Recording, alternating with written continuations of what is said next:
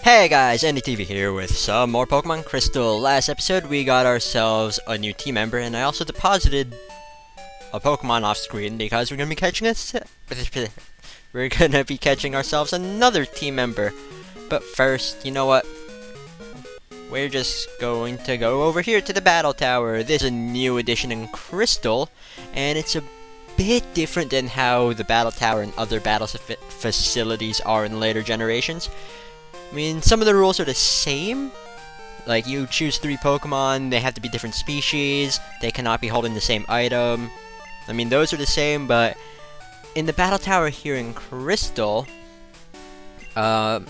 there's, I believe, like 9 or 10 different levels based on the level of your Pokemon. There's the level 10 section, the level 20 section, so forth and so on.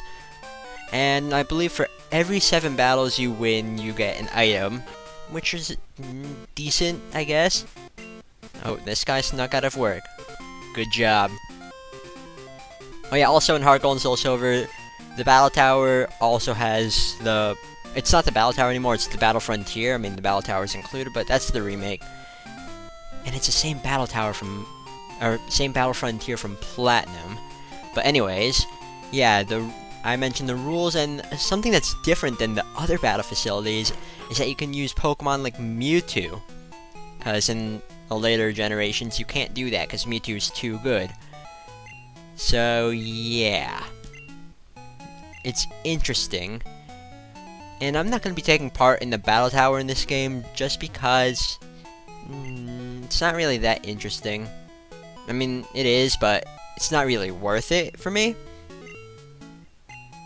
And yeah, I mean, I might make a bonus episode out of it later, but probably not. And the rules are written here. Also, like in the later games, you cannot turn your Game Boy off before you save or rest, because that's just going to disqualify you, and that is lame. Okay, so yeah. And some of the items you get are interesting. I think you can get some pretty good held items that aren't available anywhere else, but yeah. Now that that's done, because I want to get the Battle Tower over with, we're gonna head back to Olivine City. Because we still need to explore Olivine City. And if you remember, the first time we came here, which was to get the Strength HM a while ago, our rival came out of the gym saying that the gym leader is in the lighthouse taking care of a sick Pokemon. Well, that's going to be something that we're going to do for later. And we're going back here to Route 39 because this lady here wants to battle only at night. She's only in Crystal though, so yeah, I don't know why, but oh well.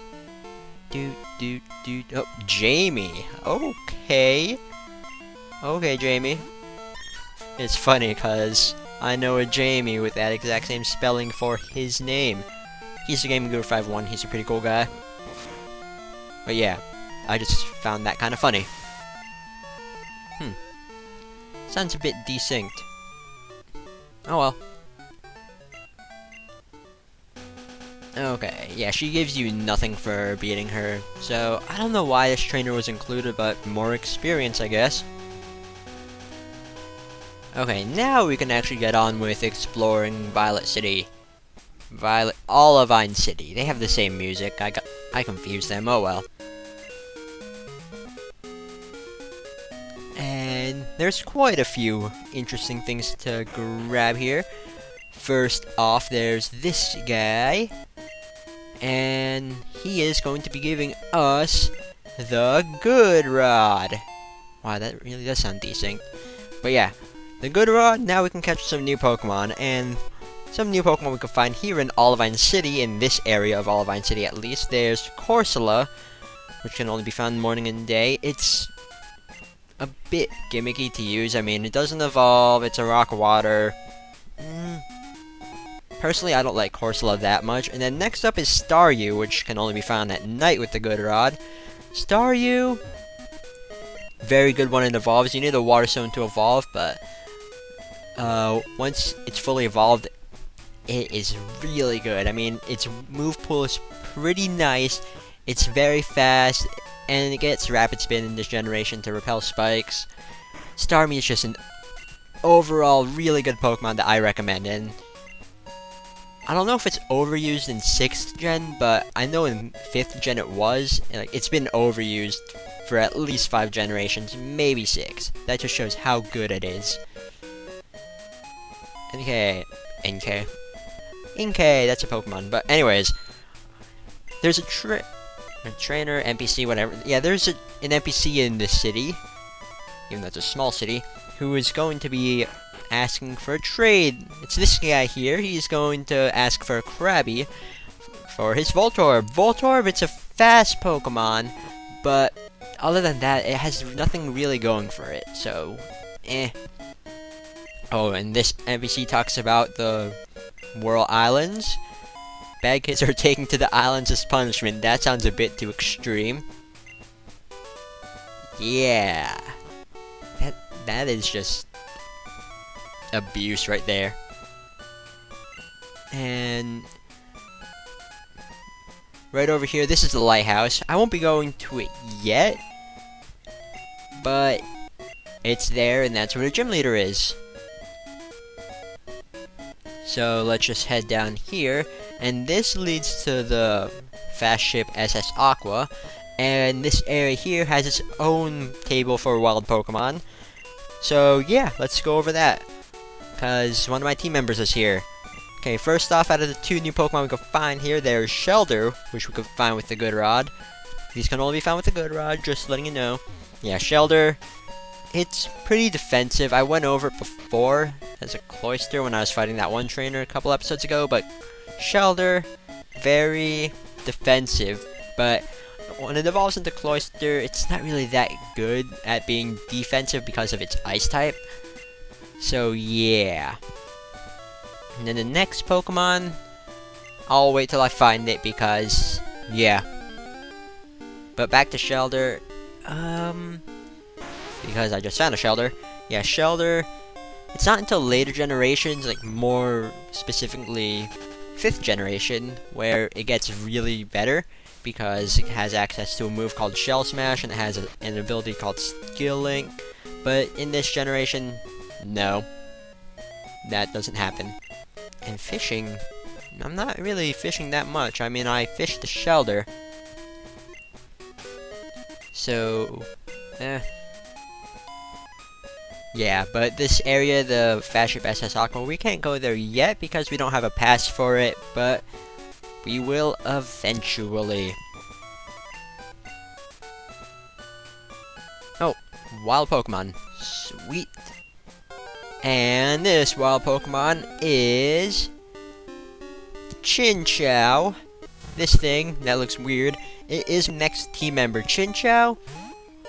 Oh boy. When it evolves into Lantern at level 27, it's pretty interesting.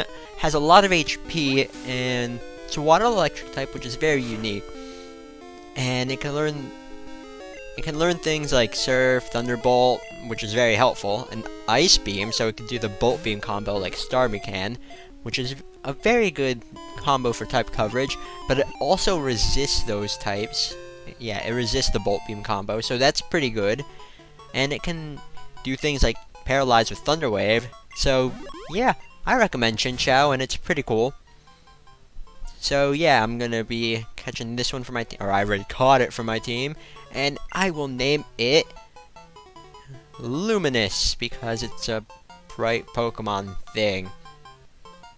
Yeah, and then after that, I'm just going to cut away. Oh, that sounded weird. But yeah, I'm just gonna give it some items first, teach it stuff, cut away to do some off-screen training. But yeah, here is Luminous. And time to cut it. Hey, I'm back, and here is my Pokemon stats. Luminous gained 5 levels. I taught it Surf, it learned Spark, and I gave it a Mystic Water. Okay, and Nightwing didn't change, Crasher didn't change, Arcan didn't change, Romani didn't change. Oh, actually, yeah, Romani gained a few levels as well. And that's pretty much it. So, now that that's done, we can head into the lighthouse. But I will be doing that next time. So, see you guys next time. Later.